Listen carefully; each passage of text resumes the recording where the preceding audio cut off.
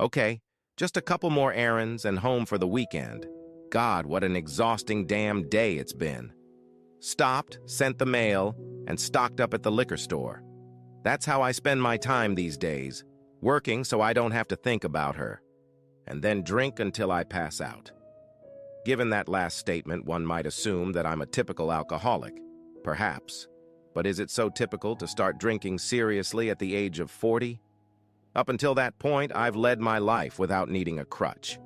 Hell, now I need a damn wheelchair to get through the day. My life is a train wreck, and all my so-called friends have seen it happen, but have done absolutely nothing to stop the damn train. Well, fuck them. I don't need friends like them anyway. We'll all get along just fine if they keep keeping me in the dark like they always have. You know what? I think it would be better if we didn't communicate at all. Any one of them could have stopped the destruction of my marriage, but they stood there with their heads up each other's asses. They had all been there for me after Janet left me, every single one of them. I was so tired of listening to their excuses about not wanting to get involved. They all told me that I should have known this was going to happen. It was all so obvious to them. I seemed to be the only person in the neighborhood who didn't know anything. They could all kiss my ass. How can you see your wife of 15 years fall in love with another man and leave you when you are so blinded by love and trust? It was unthinkable. I wouldn't have seen that in a million years. Hell, I still can't believe it. I bet my life on her. She got everything I had to give. Looking back, I realize I only have myself to blame for not stopping her when I had the chance. But how do you stop what you can't see? We've always had a great life. Most people have a few things they would change in their lives, but not me. At least not until that asshole Brad moved in next door. You know the kind. A little younger than you, a little prettier than you, and a loud-mouthed, chatty asshole. All the men next to their wives worry about him. But not old blind Mike? Me. I never even thought about it. Janet would never do anything to hurt me. Yeah, sure. I didn't like Brad from the first time I met him. But still, I never saw him as a threat. I loved my wife the way only a man can love a woman, and I had no reason to think Janet loved me any less. Our life was what fairy tales are written about, even though it seems like a horror story now. I can't even give you a reason why she left. All Janet said was that she was leaving me for Brad, and just like that, she was gone. No explanation, no apology, no goodbye. There was talk in the neighborhood that they were together, but no one knew any details. I had real insecurity now, and when I thought about our marriage, no other reason than sex came to mind. It still didn't make sense to me. We had a good sex life. There were never any problems. We were always honest with each other about what we liked and didn't like. The time we spent together was an important part of our lives since we didn't have children. We still made love several times a week, even after all the years we were married. I never saw any signs that her lovemaking had changed. A few weeks ago, she just walked out the door for Brad. I gave Janet a free pass, thinking she would at least tell me why. But she still hasn't gotten in touch. Even the divorce papers haven't been filed yet. I know it's over between us, but I wanted to know why. What had changed between us, because nothing I saw normally applied to us. When I woke up Sunday morning, I was already thinking about calling 911. Good God, why would a thinking person subject themselves to such violence? I realized why I had never drank until that moment. I had a hangover on top of a hangover on top of a hangover.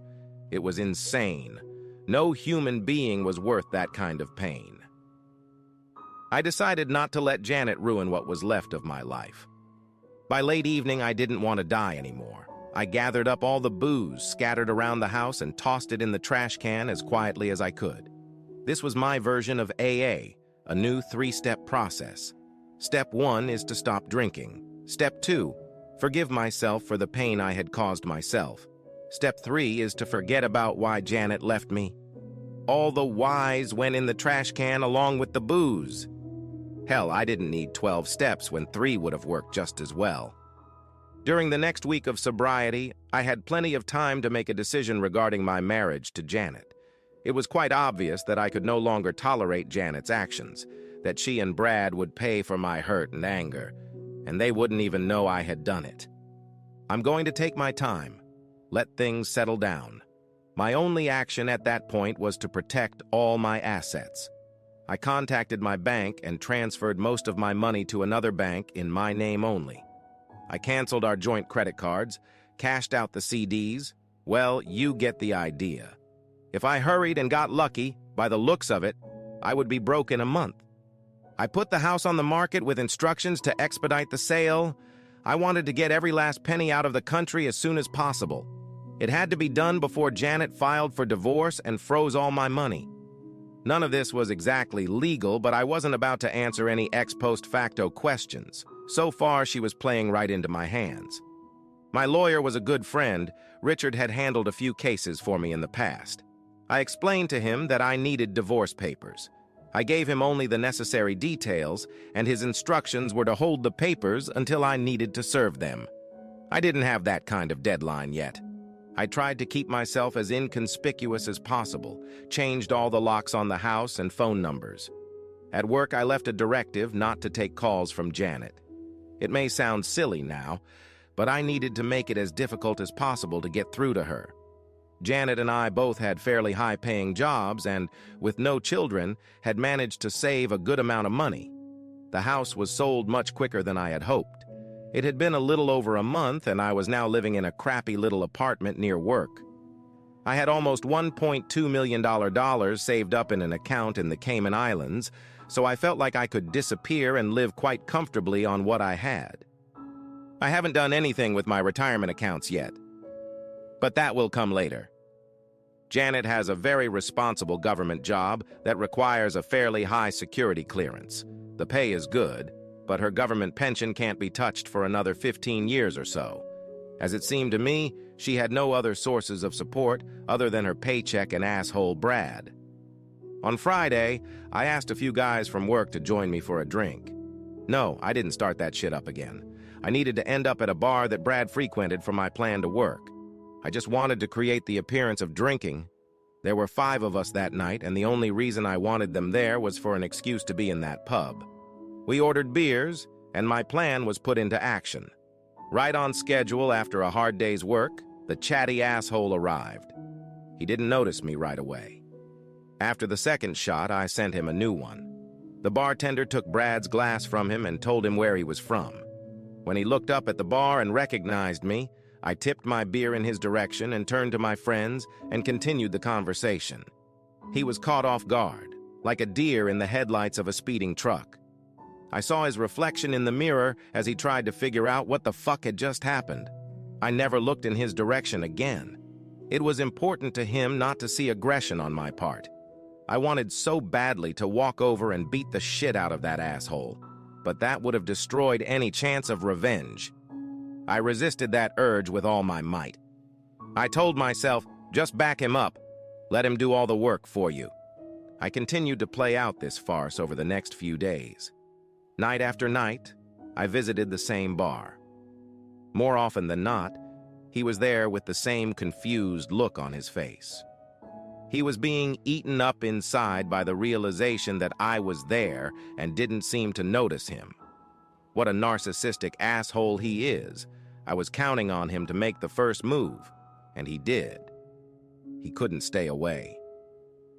Less than a week later, his curiosity took over, and he approached me. "Hey, Mike, I want you to know that it wasn't anything personal, and it wasn't planned. You know, it just happened, and actually..." I raised my hand to stop him where he was.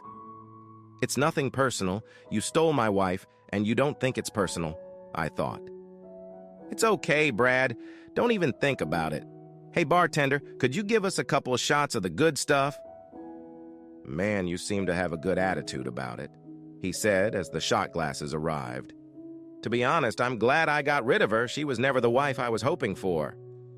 I raised my glass and ordered 2 more shots. "Wow. You know, I've never seen you like this.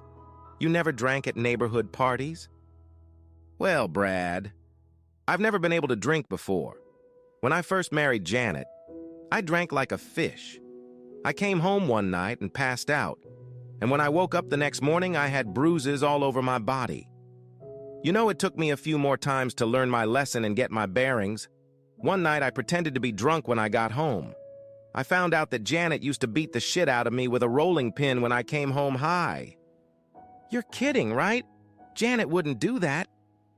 She wouldn't do that to me again, that's for sure. That's how, said I, finishing my drink. I lured Brad into some off-topic conversation about his job. I kept steering the conversation away from Janet. After a few more drinks, Brad went to the men's room to make room for a beer. I poured Rohypnol into his unfinished beer. It would only take me 15 minutes to get him back on his feet. I was already sober enough to drive a passed-out Brad home. I gave him several strategic blows to his kidneys and back. As quietly as possible, I laid him on the doorstep and drove home. I only wished I could have seen him wake up. The next day, I called Janet at work. She was very wary of my call. I didn't rant and rage, which caught her off guard. I told her that I had some things to take care of, but I wanted to meet in the next few weeks to talk about the division of our property. I had absolutely no intention of giving her anything, but I needed a reason to give her my new, non-suspicious cell phone number. For a while, we talked like old friends. I'm sorry, Mike. I really didn't plan for any of this to happen. Hey, I understand how it is, Janet. I don't want you to worry about it. I was so afraid to talk to you after. Please don't, Janet. It's okay. I'm fine and you're happy. That's enough. But Mike, I had to... Janet, look, I've got to go. I'll call you in a couple weeks. As I hung up the phone, I heard her crying. Yes, now she was feeling guilty. That was fine. Janet feels terrible about her attitude toward me, and Brad considers me his best friend. It couldn't have gone any better. I headed to the pub a little later than usual. After all, everything was already set up. When I arrived, Brad was already half in the bag. I walked over and slapped him on the back in the same place I'd hit him the night before. How are you doing, Brad? I asked as he flinched at the touch. I've had better days, Mike. Did you get a little crazy, Brad? Yeah, I guess I got a little overzealous last night. I don't even remember walking home. You were pretty drunk last night. I helped you into a cab. That explains why my car was still here today. Mike, when Janet was beating you up, did you do anything about it? Yeah, I quit drinking. So you let her get away with it? What the hell was I supposed to do? Call the police? She's my wife, or was, I guess. I couldn't do that, so I quit drinking. I understand you. Why, Brad, did she hit you? Oh no, just wondering. Bartender, 2 over here, said I. Tonight's scenario will be the same as yesterday. The only difference would be the addition of a rolling pin. If I could guarantee one thing about Janet, it would be her love of baking pies. Her grandmother taught her how to bake, and there was never a time when there wasn't a piece of pie in the house to eat. She used an old French rolling pin that her grandmother had given her. It was exactly like the one I bought at the cooking store this afternoon. I can still see Janet with it in her hands. I bet Brad sees it now, too. I didn't subject Brad to the full treatment, enough to leave bruises on his body that will hurt for a week or so. I was careful not to break any bones, but it was enough to leave him in no doubt about what he thought had happened. The idea that Janet had beaten him was already deeply ingrained in his mind. A few evenings later, I found Brad at his usual spot at the pub. Tonight, he was sipping a soda. Hey, Brad, what kind of drink is that?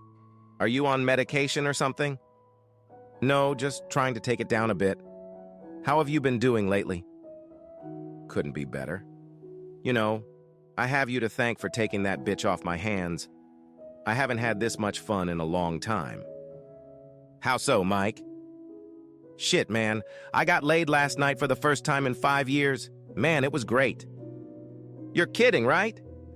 You're standing there trying to tell me that you and Janet haven't had sex in the last 5 years? Yeah, that's exactly what I'm saying. The first year or two she put out, and then I had to beg her. After a while, I got tired of that shit and started taking things into my own hands, if you know what I mean. I could literally see the gears grinding in his head at this revelation. It was so simple, I still can't believe it. I bet in 2 weeks I could get him to jump off the Golden Gate Bridge and send me a thank you note afterward. I ordered 2 triple jacks with Cuervo. I needed to get some booze into this jerk. Come on, Brad, let's celebrate the end of my celibacy. I don't know if that's a good idea, Mike. I've been drinking a lot lately. Come on, pussy, drink up. This done, I knew he couldn't stand to be challenged and wouldn't answer it. He tossed it aside and started on the tequila. I took my drink and headed for the men's room. I poured it into the urinal, peed, and flushed. He returned the favor, and the next shot was already waiting for me when I returned to the bar. An hour later, he could barely walk. It wasn't easy, but I refused almost all the drinks. I almost felt sorry for the freak, almost. I beat him with a rolling pin for a good 5 minutes. He wouldn't soon forget his wounds, which he'd blame on Janet. I played Brad like an old familiar fiddle. My morning was bright and full of sunshine. Even if Janet gets away with beating Brad, the thought made me laugh. Even if Janet gets away with allegedly beating Brad, I had already managed to land my own blows on him. Either way, I was getting out of here. The ringing of a cell phone interrupted my musings. It was Janet, and she was using her one call from jail to talk to me. How thoughtful she was. It was very difficult to understand her between sobs. Mike, I had no one else to turn to. Janet, my God, what's going on? Are you okay? Mike, they arrested me. Brad came home drunk and passed out at the front door. When he came in the house this morning, he was screaming and yelling that I beat him up. Well, did you? How can you ask me that? You know me, I would never do such a thing. I thought I knew you once. I deserve this, Mike. But I need your help. Please, I have no one else to turn to. None of my friends will ever do business with me again after, you know. What are you being charged with? I've been told it's domestic violence and possibly assault. Jesus, Janet, you're going to lose your job over this. You know you can't get a security clearance now that you've been arrested. That's too bad. What am I supposed to do? Can you come and bail me out? I know I have no right to ask, but I'm in deep shit. I need to get out and deal with this whole mess. Well, Janet, you know I wish I could, but I'm out of town. Maybe I'll send Richard to you. Would that help? That would be just fine, Mike. I'll never be able to repay you. She was right. If she didn't find me, she wouldn't be able to pay me back. I was on my way to the airport when I called Richard and asked him to serve Janet with the divorce papers at the county courthouse. I don't think I stopped laughing until I got to Miami. I left Janet a total of $1,500 spread across our bank accounts, $100 for each year of our marriage. A few days later, having exchanged many currencies, I left the Caymans. Lying on the beach with a Diet Pepsi, I wondered how long Janet had stayed in jail. Okay, it doesn't matter. I'll ask Richard when I tell him where to send the final divorce decree. I'm sure it will be a post office box 10,000 miles from where I am at the moment. I've got to run. My pies should be ready to come out of the oven. Yes, I kept it as a keepsake to remind me of the great times I had with my best buddy Brad.